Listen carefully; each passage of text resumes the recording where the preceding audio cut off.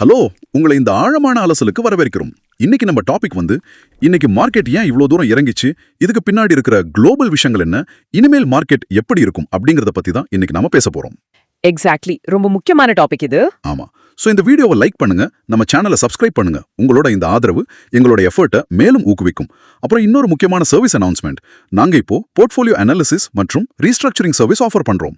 இதுல உங்களோட போர்ட்ஃபோலியோ பத்தின ஒரு டீடைல் ரிப்போர்ட் உங்களுக்கு கிடைக்கும். யாருக்காவது இதுல ஆர்வம் இருந்தா டிஸ்கிரிப்ஷன்ல இருக்கிற கூகுள் ஃபார்ம் லிங்கை ஃபில் பண்ணுங்க. கண்டிப்பா. சோ இப்போ கண்டென்ட்டுக்கு வருவோம். இங்க ரொம்ப ஃபேசினேட்டிங்கான விஷயம் என்னன்னா, இன்னைக்கு மார்க்கெட்ல நடந்த விஷயங்கள் எல்லாமே ஒன்னோட ஒன்னு லிங்க் ஆகிருக்கு. கரெக்ட். நீங்க ஒரு இன்வெஸ்டரா இருந்தா இன்னைக்கு நடந்த மார்க்கெட் ஃபால் உங்களை கண்டிப்பா கொஞ்சம் யோசிக்க வச்சிருக்கும். லைக் உங்க போர்ட்ஃபோலியோவை ஓபன் பண்ணி பார்த்தா எல்லாமே ரெட் கலர்ல இருந்திருக்கும். ஆமா, ஃபுல் பிளட் பாத் தான். எக்ஸாக்ட்லி. இதுக்கு பின்னாடி நிறைய ஸ்ட்ரக்சரல் காரணங்கள் இருக்கு. அதை நாம இப்போ ஒன்னொன்னா பார்க்கலாம். Okay, let's unpack this. முதல்ல அந்த பெரிய நம்பர்ஸை பார்த்துருவோம். இன்னைக்கு நிஃப்டி 50 மார்க்கெட் 360 பாயிண்ட்ஸ் இறங்கி 23,815ல க்ளோஸ் ஆயிருக்கு. அதாவது கிட்டத்தட்ட 1% டவுன். ஆமா, கரெக்ட். சென்செக்ஸ் 1312 பாயிண்ட்ஸ் இறங்கிருக்கு. பட் அதையெல்லாம் விட பேங்க் நிஃப்டி தான் ரொம்ப அடி வாங்கியிருக்கு. 870 பாயிண்ட்ஸ்க்கு மேல இறங்கி பெரிய ஒரு டேமேஜ். ஆக்சுவலா மார்க்கெட் இறங்குறது வேணா இங்க நாம நோட் பண்ண வேண்டிய ஒரு முக்கியமான விஷயம் இந்தியா விக்ஸ். அந்த வாலட்டிலிட்டி இண்டெக்ஸ், ரைட். அதேதான். இது ஒரே நாள்ல 10%க்கு மேல ஏறி 18.55க்கு வந்திருக்கு. விக்ஸ் அப்படிங்கிறது பேசிக்கா மார்க்கெட்ல இருக்கிற பயத்தை காட்டுற ஒரு இண்டிகேட்டர்.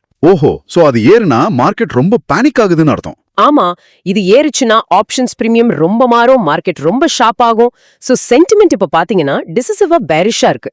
பெரிய பெரிய இன்ஸ்டிடியூஷன்ஸ் எல்லாம் அவங்க போர்ட்ஃபோலியோவை ஹெட்ஜ் பண்ண ஆரம்பிச்சிட்டாங்கன்னு அர்த்தம். ரைட், எனக்கு புரியுது. இதுல ஒரு இன்ட்ரெஸ்டிங்கான விஷயம் என்னன்னா, நிஃப்டி காலையில 23,997 வரைக்கும் போயிட்டு அந்த 24,000 அப்படிங்கிற லெவல தொட முடியாம அப்படியே கீழே விழுந்துருச்சு. ஆமா, ஜஸ்ட் ஒரு 3 பாயிண்ட்ல மிஸ் ஆயிடுச்சு. எக்ஸாக்ட்லி. இது பாக்குறதுக்கு எப்படி இருக்குன்னா, ஒரு ரன்னர் அந்த ஃபினிஷிங் லைன் பக்கத்துல எனர்ஜி இல்லாம அப்படியே மயங்கி விழுந்த மாதிரி இருக்கு. ஆனா ஏன் கேள்வி என்னன்னா, யுஎஸ் மார்க்கெட் ஒன்னும் பெரிய அளவுல நெகட்டிவா இல்லையே. ஏஷியா மார்க்கெட்ல பார்த்தா கொரியாவோட காஸ்பி 4% மேல ஏறி இருக்கு. அப்ப நம்ம இந்தியா மார்க்கெட்டை மட்டும் ஸ்பெசிஃபிக்கா கீழே இழுத்தது எது? க்ரூட் ஆயில் விலை ஏறினது நமக்கு ஒரு பெரிய பிரச்சனையா? கண்டிப்பா. யுஎஸ் ஈரான் நடுவுல இப்போ நடக்கிற அந்த டென்ஷன் காரணமா க்ரூட் ஆயில் விலை ஒரே நாள்ல ஒரு 3.45% ஏறி 9,335 ரூபீஸ்க்கு வந்திருக்கு. இது ஒரு பெரிய மேக்ரோ ஹெட்விண்ட். ஏன்னா நம்ம ஆயிலை இம்போர்ட் பண்றோம் இல்லையா? ஆமா, அதான் மெயின் ரீசன். அதே சமயம் நீங்க கோல்டு விலைய பாத்தீங்கன்னா அது 0.24% குறைஞ்சிருக்கு. போர் பதற்றம் வந்தா கோல்டு விலை ஏறதானே செய்யணும். அதுதான் தியரி. மார்க்கெட் ரொம்ப விழும்போது பெரிய ஃபண்ட் மேனேஜர்ஸ்க்கு கேஷ் தேவைப்படும். சோ அவங்க போர்ட்ஃபோலியோல லாபத்துல இருக்கிற இல்ல ஈஸியா விற்கக்கூடிய கோல்டு மாதிரி விஷயங்களை வித்து கேஷ் ஆக்குவாங்க. ஒரு லிக்விடிட்டி கிரன்ச். இப்போ மார்க்கெட்ல இந்த பெரிய பிளேயர்ஸ்லாம் என்ன பண்றாங்கன்னு பார்க்கலாம். டேட்டா படி பார்த்தா FII, அதாவது ஃபாரின் இன்ஸ்டிடியூஷனல் இன்வெஸ்டர்ஸ் தொடர்ந்து வித்துக்கிட்டே இருக்காங்க. ஆமா, ஹெவியா செல் பண்றாங்க. மே 6ஆம் தேதி மட்டும் அவங்க 5,835 கோடி ரூபாய்க்கு மார்க்கெட்ல இருந்து பணத்தை வெளியெடுத்திருக்காங்க. ஆனா நம்ம DII, அதாவது டொமஸ்டிக் பிளேயர்ஸ், மே 8ஆம் தேதி மட்டும் 6,748 கோடி ரூபாய்க்கு வாங்கியிருக்காங்க. அந்த SIP பண்ண உள்ள வருது. கரெக்ட். இது எப்படி இருக்குன்னா, FII எல்லாம் ஒரு பார்ட்டி போர் அடிக்குதுன்னு ரொம்ப சீக்கிரமா கிளம்பி போற கெஸ்ட் மாதிரி இருக்காங்க. ஆனா DII தான் வீட்டை விட்டு போகாம எல்லாத்தையும் தாங்கி பிடிக்கிற குடும்ப உறுப்பினர்கள் மாதிரி செயல்படுறாங்க. சோ இப்போ என் கேள்வி என்னன்னா, ஒருவேளை இந்த US ஈரான் டென்ஷன் அதிகமாகி FII இன்னும் அதிகமா வித்தாங்கன்னா DII ஆல் எவ்வளவு நாளைக்கு தாங்கி பிடிக்க முடியும்? அது ஒரு ரொம்ப வேலிடான கேள்வி. இன்னைக்கு கோல்ட்மேன் சாக்ஸ் ஒரு ரிப்போர்ட் பப்ளிஷ் பண்ணிருக்காங்க.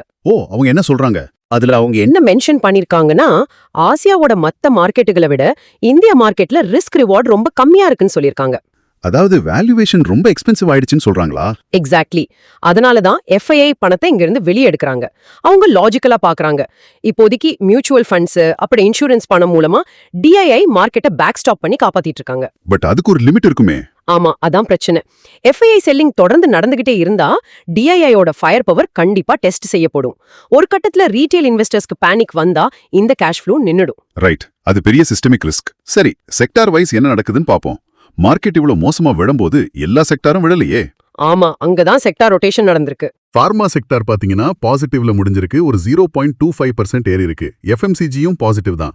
ஆனா PSU பேங்க்ஸ் ரொம்ப மோசமா 2.52% டவுன்.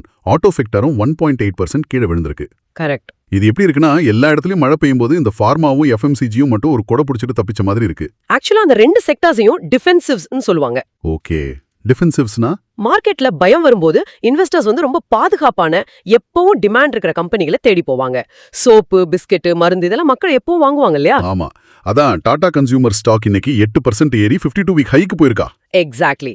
அவங்களோட Q4 ரிசல்ட்ஸ் ரொம்ப நல்லா வந்திருக்கு. சோ அந்த டிஃபென்சிவ் பிளே பிளஸ் நல்ல earnings, அதனால ஸ்டாக் மேல போயிடுச்சு. ஆனா அதே சமயம் டைட்டன் மாதிரி ஒரு பெரிய ஸ்டாக் கிட்டத்தட்ட 6.7% விழுந்திருக்கே. அதுக்கு பின்னாடி ஏதோ பாலிசி நியூஸ் இருக்காமே. ஆமா, ஒரு பாலிசி அட்வைஸ் வந்திருக்கு. இந்திய பிரதமர் நரேந்திர மோடி தரப்புல இருந்து மக்கள் ஒரு வருஷத்துக்கு தங்கம் வாங்குவதை தவிர்க்க வேண்டும் அப்படின்னு கேட்டுக்கிட்டு இருக்காங்க. ஓ, ஜஸ்ட் ஒரு பாலிசி ஸ்டேட்மெண்ட் தானே இது? ஆமா, நாம இங்க எந்த அரசியலும் பேசல, ஜஸ்ட் எஜுகேஷனல் பர்பஸ்க்காக இந்த சோர்ஸை ரிப்போர்ட் பண்றோம். ஆனா பாருங்க, இன்னும் ஒரு ஸ்டேட்மெண்ட் வந்த உடனே ஜுவல்லரி சம்பந்தப்பட்ட ஸ்டாக்ஸ் எல்லாம் 6 முதல் 12% வரைக்கும் கீழே விழுந்துருச்சு. ஒரு பாலிசி சிக்னல் மார்க்கெட் சென்டிமெண்ட்டை இவ்ளோ சீக்கிரமா மாத்துதா? அதுதான் மார்க்கெட் அல்காரிதமிக் ட்ரேடிங் இருக்கிறதால ரொம்ப சென்சிட்டிவா ரியாக்ட் ஆகும். இன்னொரு பக்கம் PSU banks like SBI, Canara bank இதெல்லாம் ரொம்ப வீக்கா இருக்கு. அதுக்கு காரணம் FII வெளியே போறது தான். அவங்க ஃபர்ஸ்ட் விக்கிறது இந்த மாதிரி லிக்விடான லார்ஜ் கேப் ஸ்டாக்ஸ் தான். பிளஸ் கவர்மெண்ட் பாலிசி அன்சர்டனிட்டி வேற இருக்கு. ரைட். ஆனா இதுல IT செக்டர் மட்டும் ரொம்ப ரெசிலியண்டா நிக்குது. அது ஏன்? மார்க்கெட் விழும்போது IT மட்டும் தாக்கு பிடிக்குதே. அதுக்கு மெயின் ரீசன் USD ஸ்ட்ரென்த், அதாவது டாலரோட வேல்யூ ஸ்ட்ராங்கா இருக்கு. ஓ, டாலர் ஸ்ட்ராங்கா இருந்தா IT கம்பெனிஸ்க்கு லாபமா? ஆமா, அவங்க ப்ராஜெக்ட்ஸ் எல்லாம் டாலர்ல தான் பில் பண்ணுவாங்க. சோ ரூபாயோட மதிப்பு குறையும் போது அவங்களுக்கு மார்ஜின் நேச்சுரலாவே ஏறும். அது ஒரு நேச்சுரல் ஹெட்ஜா செயல்படுது. Wow, nice. அப்புறம் நீங்க கவனிக்க வேண்டிய இன்னொரு விஷயம் வால்யூம் ஷாக்கர்ஸ். ரொம்ப முக்கியம் அது. ரெயின் இண்டஸ்ட்ரீஸோட ஆவரேஜ் வால்யூம் வெறும் 4.3 மில்லியன் தான். ஆனா இன்னைக்கு பாத்தீங்கன்னா 87.6 மில்லியன் வால்யூம் ட்ரேட் ஆயிருக்கு. அதாவது 20 மடங்கு அதிகம். அதே மாதிரி இன்ஃபோ சிஸ்டம்ஸ் அதோட ஆவரேஜ் வால்யூமை விட 78 மடங்கு அதிகமா ட்ரேட் ஆயிருக்கு. இதுல ஏதோ பெரிய மூவ்மெண்ட் நடக்குது இல்லையா? கண்டிப்பா. வால்யூம் இவ்ளோ ஸ்பைக் ஆகுதுன்னா இன்ஸ்டிடியூஷனல் மணி உள்ள வருதுன்னு அர்த்தம். ஸ்மார்ட் மணி மூவ் ஆகுது. So what does this all mean? Market இவ்ளோ தூரம் இறங்கிடுச்சு. நாளைக்கு மார்க்கெட் இப்படி ஓபன் ஆகும்னு பாக்குறதுக்கு முன்னாடி டெக்னிக்கல் லெவல்ஸ் என்ன சொல்லுது? அந்த 24,000 இப்போ ஒரு பெரிய சுவர் மாதிரி மாறிடுச்சா? டெக்னிக்கலா பார்த்தா ஆமா, 24,000 அப்படிங்கிறது இப்போ ஒரு ரொம்ப ஸ்ட்ராங்கான ரெசிஸ்டன்ஸா மாறிடுச்சு. ஆப்ஷன் ரைட்டர்ஸ் அங்க ஸ்ட்ராங்கா உட்கார்ந்திருக்காங்க. அப்ப மார்க்கெட் திரும்ப மேல போகணும்னா என்ன நடக்கணும்? மார்க்கெட் புல்ஸ் கண்ட்ரோலுக்கு வரணும்னா நிஃப்டி கண்டிப்பா 24,000க்கு மேல போய் க்ளோஸ் ஆகணும். அது வரைக்கும் செல்லிங் பிரஷர் இருக்கும். அப்ப கீழே சப்போர்ட் லெவல்ஸ் எங்க இருக்கு? இப்போதைக்கு இமிடியேட் சப்போர்ட் லெவல் வந்து 23,800ல இருக்கு. நாளைக்கு இது உடைஞ்சதுன்னா இன்னும் கீழே போகுமா? ஆமா, அடுத்து 23,600 வரைக்கும் மார்க்கெட் கீழே போக வாய்ப்பு இருக்கு. அது ஒரு முக்கியமான structural support. Okay, bank Nifty levels எப்படி இருக்கு? அதுதானே ரொம்ப அடி வாங்குச்சு. பேங்க் நிஃப்டியை பொறுத்த வரைக்கும் அந்த 55,000 அப்படிங்கிற சைக்கலாஜிக்கல் லெவல் உடைஞ்சு கீழே வந்துருச்சு. ரைட். இப்போ இதோட இம்மீடியட் சப்போர்ட் 54,360ல இருக்கு.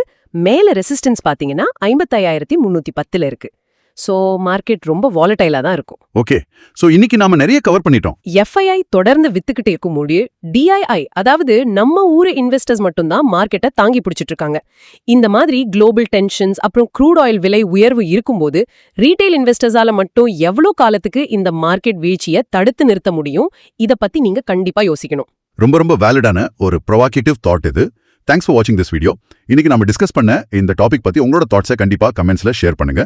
அதே மாதிரி இந்த கண்டென்ட் எல்லாமே strictly for educational purpose only. ஆமா, ப்ளீஸ் கன்சல்ட் ஃபைனான்ஷியல் அட்வைசர். எந்த ஒரு இன்வெஸ்ட்மெண்ட் முடிவு எடுக்கிறதுக்கு முன்னாடியும் உங்களோட அட்வைசரை கன்சல்ட் பண்ணுங்க. மீண்டும் அடுத்த ஆழமான அலசலில் சந்திப்போம்.